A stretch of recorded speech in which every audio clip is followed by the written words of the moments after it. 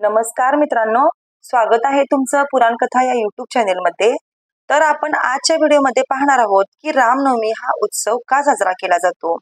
तत्पूर्वी जर चॅनेलवर अजून नवीन असाल तर चॅनेलला सबस्क्राईब करायला विसरू नका आणि शेजारील बेल आयकॉनलाही क्लिक करा, जेणेकरून तुम्हाला माझ्या व्हिडिओचे नोटिफिकेशन सर्वात पहिल्यांदा दिसेल। तर बघा, आपण आजच्या व्हिडिओमध्ये पाहणार आहोत की रामनवमी हा उत्सव का साजरा केला जातो, त्याचा नेमका काय इतिहास आहे ते आपण आजच्या व्हिडिओमध्ये पाहणार आहोत। चला तर मग सुरू करूया आपण। तर बघा, रामनवमी 2025 हा असाच एक हिंदू सण आहे ज्यामध्ये भगवान रामाचा जन्मदिवस संपूर्ण भारतात मोठ्या उत्साहाने साजरा केला जातो। या दिवशी देशातील हिंदू धर्माचे अनुयायी हा उत्सव मोठ्या थाटामाटात साजरा करतात। रामनवमीच्या दिवशी भगवान श्रीरामांचा जन्म झाला असे म्हणतात। यामुळेच दरवर्षी या दिवशी हिंदू धर्माचे अनुयायी भगवान राम यांचा जन्मदिवस रामनवमी म्हणून मोठ्या थाटामाटात साजरा केला जातो।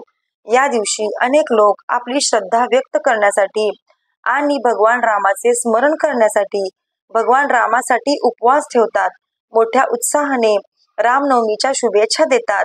हा सण भगवान रामाशी संबंधित असल्याने हिंदू धर्मियांसाठी हा दिवस अतिशय शुभ मानला जातो। चैत्रातील नवरात्रीची समाप्ती रामनवमीच्या दिवशी होते। या दिवशी अनेक हिंदू लोक अयोध्येला जातात आणि सरयू नदीत स्नान करतात। या दिवशी अनेक ठिकाणी उपवास आणि हवनही केले जातात।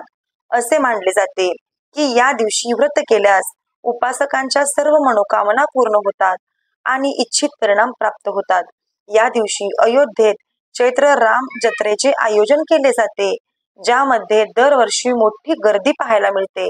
रामनवमीच्या दिवशी स्नान केल्यानंतर घरोघरी मंदिरांमध्ये रामचरित मानसाचे पठण केले जाते आणि अनेक ठिकाणी पुराणांचेही आयोजन केले जाते।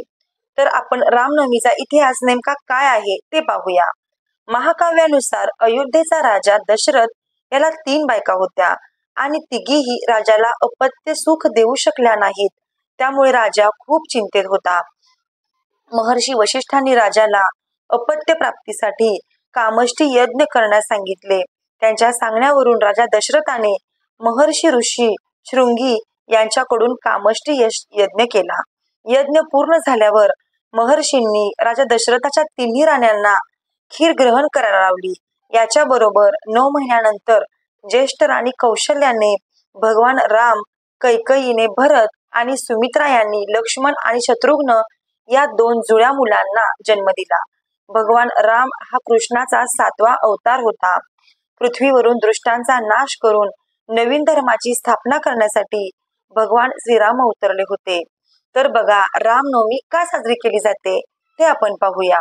धर्मग्रंथानुसार असे मानले जाते की त्रेतायुगात भगवान विष्णूचा जन्म 7व्या अवतारात रामाच्या रूपात झाला होता। रावणाचे अत्याचार संपवण्यासाठी आणि पृथ्वीवरून दुष्टांचा नायनाट करून नवीन धर्माची स्थापना करण्यासाठी भगवान रामाचा जन्म झाला।